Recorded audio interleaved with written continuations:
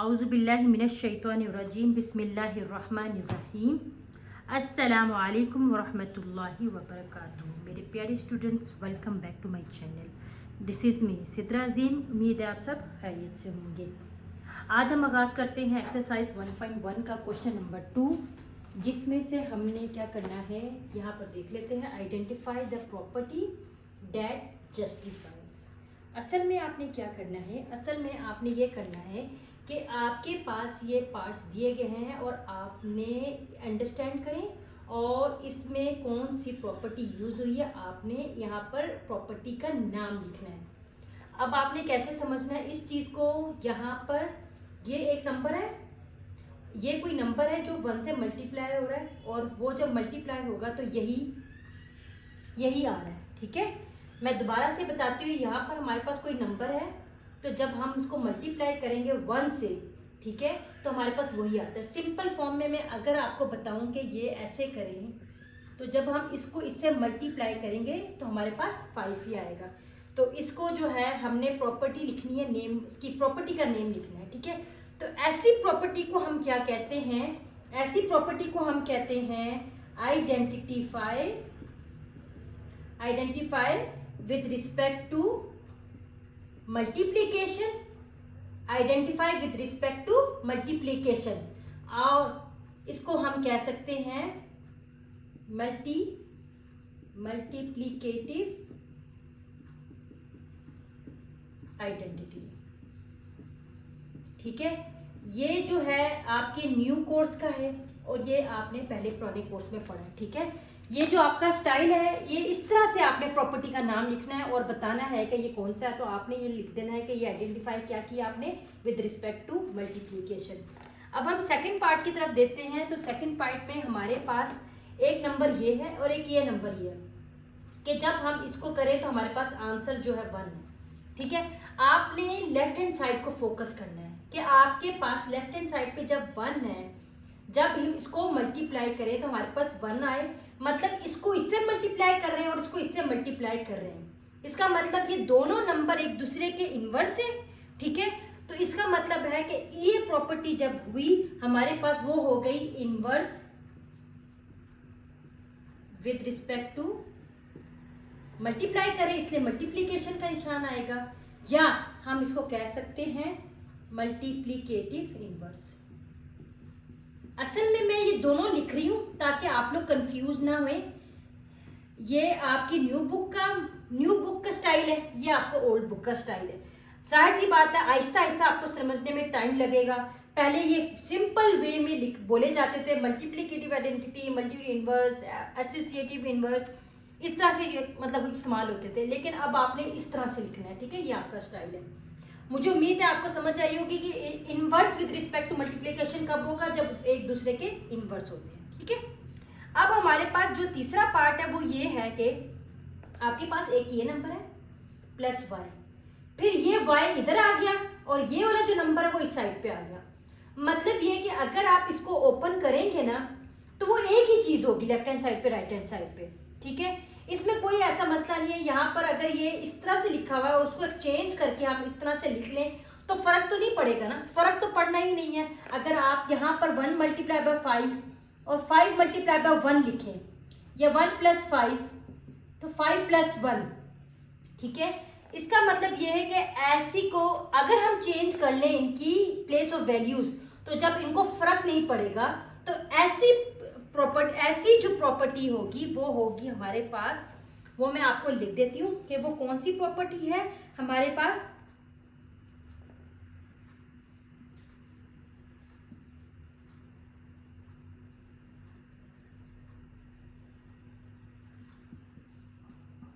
Commutative with respect to, अब यहाँ पे किसका आ रहा है विद रिस्पेक्ट टू, कौन सा साइन यूज हो रहा है, एडिशन। यहाँ हम लिखेंगे फिर एडिशन का साइन डालेंगे। यहाँ दोनों में कौन सा इनवर्स साइन, कौन सा साइन था, मल्टीप्लिकेशन, इसी वजह से हमने मल्टीप्लिकेशन का साइन यूज किया।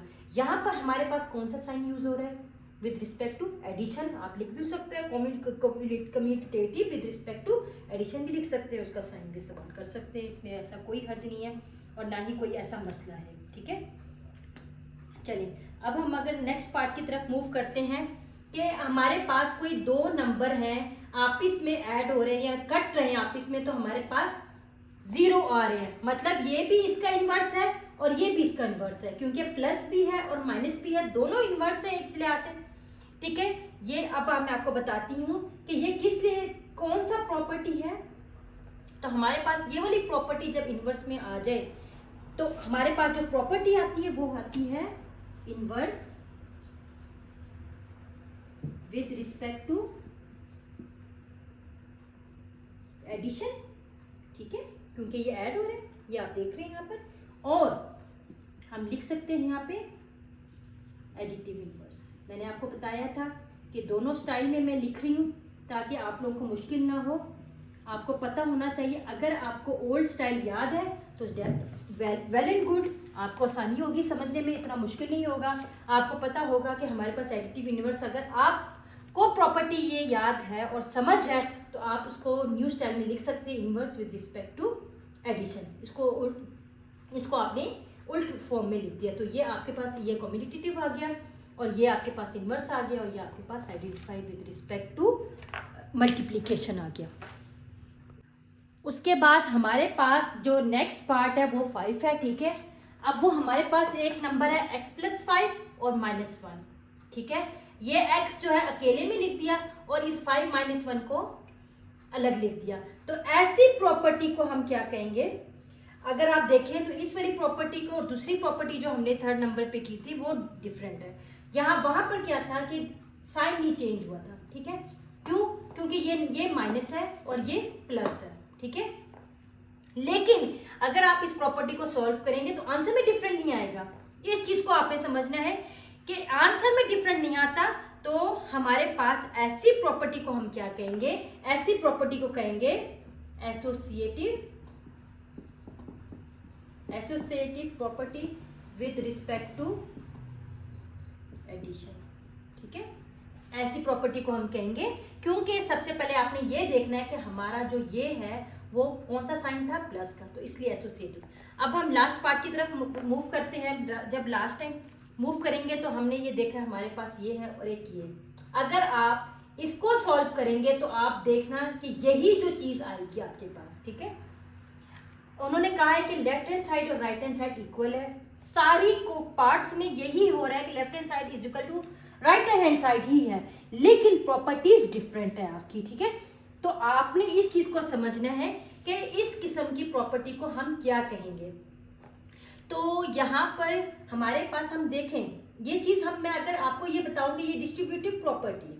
ठीक है, ये तो हमें बात समझ आ गई है। ठीक है, तो अब ये डिस्ट्रीब्यूटिव प्रॉपर्टी कैसे होगी वो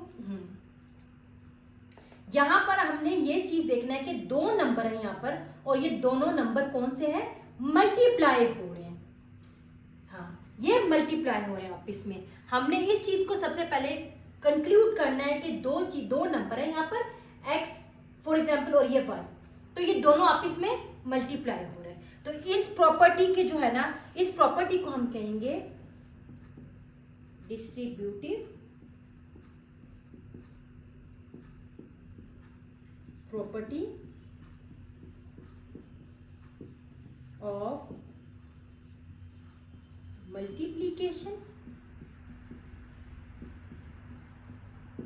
ओवर सब्ट्रैक्शन। ये कैसे है, सबसे पहले मैं आपको समझाती हूं कि मल्टीप्लिकेशन भी हो रहा है और ओवर सब्ट्रैक्शन भी हो रहा है। ये बहुत ही इंतहाई इंपॉर्टेंट प्रॉपर्टी है आपकी ये वाली। ठीक है, ये चीज मुझे उम्मीद है आपको समझ आई होगी। क्वेश्चन नंबर 2 जो है ये लास्ट पार्ट था इसका। तो अब ये हम इंशाल्लाह नेक्स्ट वीडियो पे क्वेश्चन नंबर 3 करेंगे। तब तक के लिए अल्लाह हाफिज, फी इमानुल्लाह।